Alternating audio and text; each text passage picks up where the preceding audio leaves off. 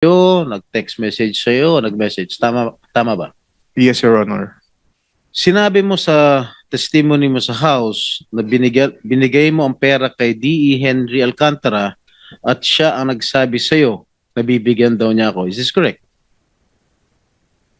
Wala pong specific na sinabing ganun, Your Honor. Pagkatapos mo ko dinurog sa house ngayon, wala ka specific na sinabi. Yung dito po Hindi. kay... Pakinggan mo muna ang tanong ko, Mr. Bryce, ha?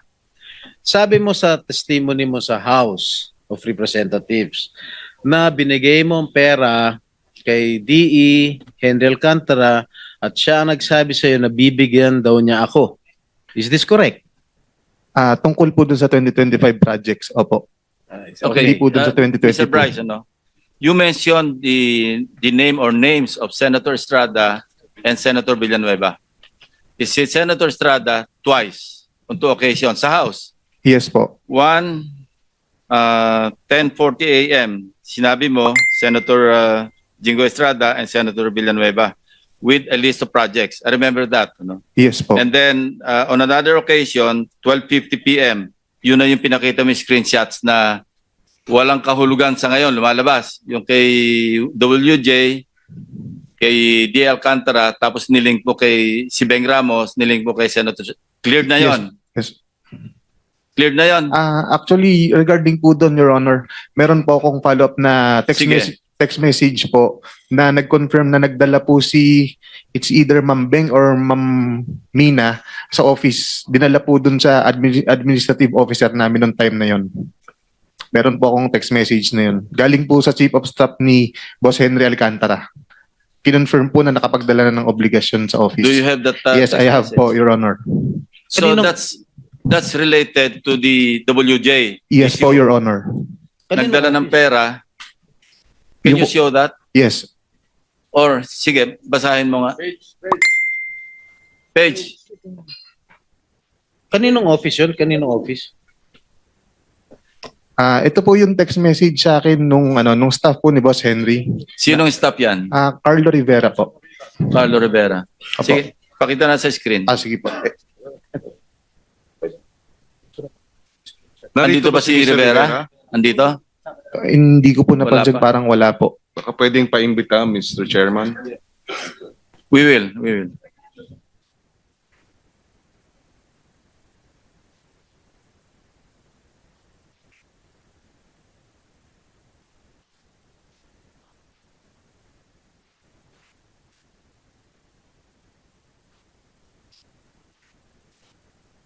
While waiting, yung isa pang pagkabanggit mo sa kanilang dalawa, yung 10:40 a.m. do sa House hearing ng September 9, di ba? September 9. Okay. Sinasabi mo, nagbaba si Senator Estrada ng 355. Yes po, Si Your Senator Honor. Villanueva nagbaba ng 600 million.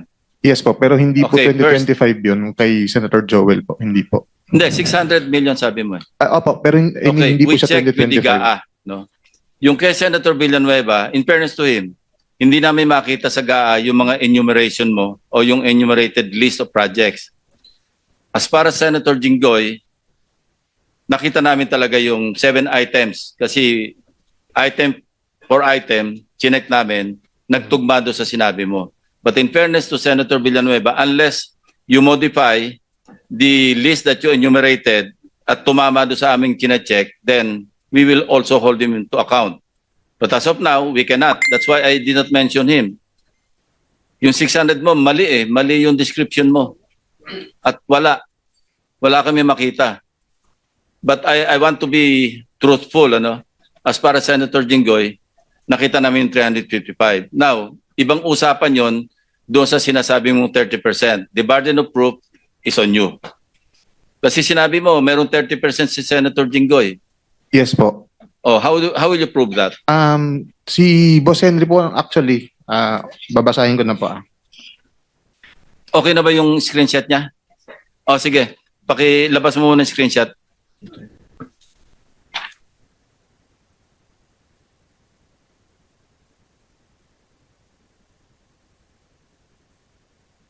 Sige, you start reading from your cell phone. Sige.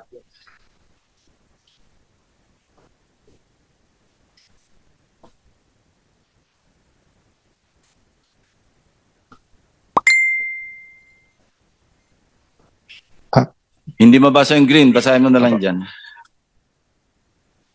Ito po, ang highlight na lang po natin, Your Honor. December 16, 2022, 11:20 in the morning, nag-message po ang staff sa akin ni Boss Henry, si Engineer Carlo Rivera po. Ito po ang message niya. Boss, good day, M. Nakuha ko na po pala kay AO, which is Administrative Officer, yung pinadala nila Mambeng Ramos. Yun po. Yun. And Opo. then, Wala, iba na po to eh. Ito pala. Good day, may bidding ba tayo? Nagtanong po ako sa kanya. Ang sabi niya po, wala pong bidding today, Monday po ulit bidding natin. Tapos nag-message po siya ulit ng December 16, 2022, 3:26 p.m. Nandito po si Kuya Sani. Papasabay ko na din po ba yung kay Beng Ramos? Sabi ko, okay, sige, pakipasabay na. anong context yan?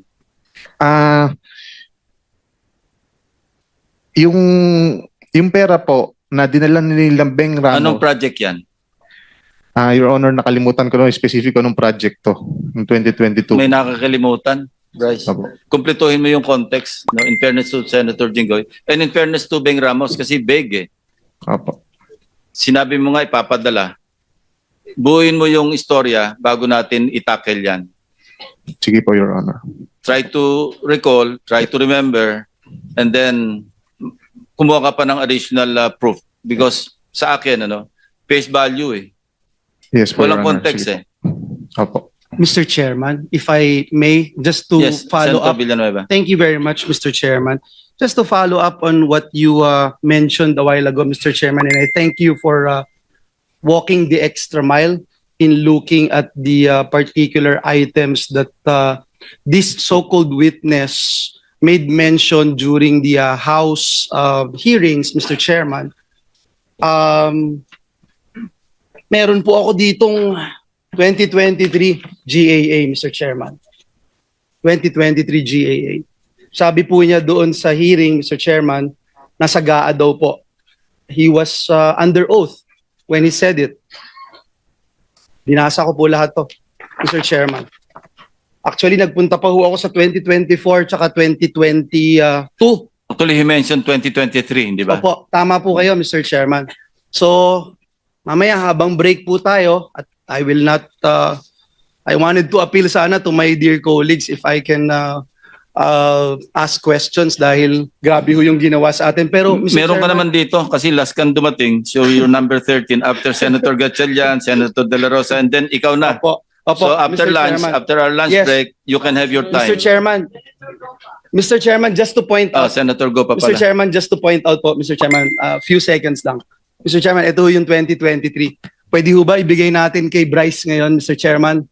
Hanapin niya po dito yung sinasabi niya doon sa House na nandito yung binabanggit niya na may flood control project si Joel Villanueva. If we can, Mr. Chairman, that's Yeah. okay. But later, we'll leave you your time, your 5 minutes Thank you. after the break. Senator, ikaw pa, no? Yes, thank you, Mr. Chair. I just 2 minutes and 31 I'll seconds. just wrap up po. For the information of our of the committee. Yung sinasabi po ni Bryce, December 16 of 2022, I have not participated in any budget process for the projects for 2022, and that is very, very clear. All right. Engineer Alcantara, sinabi ni Bryce na binigyan daw niya sa iyo yung pera at may mga nakausap kang politiko na ang sabi niya, binigyan ka ng pera para ibigay mo sa politiko. Am I correct? Is that true? Is that true? Can you confirm? No, Your Honor. Respectfully deny po yung sinasabi niya. Ano po? Respectfully deny po yung sinasabi niya na binigay niya po sa akin na may mga ganun pong issue, Your Honor. So tama si Senator Lacson, the burden of proof lies with you, Mr. Hernandez. Kasi tahasan mo sinabi sa House of Representatives at kinundina naman ako ng taong bayan dahil sa isang salita mo na ako raw ay humihingi ng 30%. Okay? Mga kababayan, to my colleagues here in the Senate, I have already been crucified, vilified in the past. And I am, again, an easy target. Kahit sino pwedeng sabihin nilang pangalan. Pag sinabi mo ba, si Senator Hontiveros humihingi ng 30%, maniniwala ba tao? Hindi. Pag ako, si Senator Estrada humihingi ng 30%, maniniwala ba tao? Yes. Dahil I have my past. Meron akong mga nakaraan na issues. Kaya I am very vulnerable to all these attacks. And I deny vehemently na merong hinihingi akong porsyento sa mga proyekto. Okay? And siguro, sinabi na ni DE Henry Alcantara na panay hearsay lang. Nakita mo ba na binigyan ako ni Henry Alcantara ng pera? Did you see? Did you ever see Alcantara handing money over me to me? I don't think so. Pero ba may nakita ka ba? Sagutin mo lang, yes or no, may nakita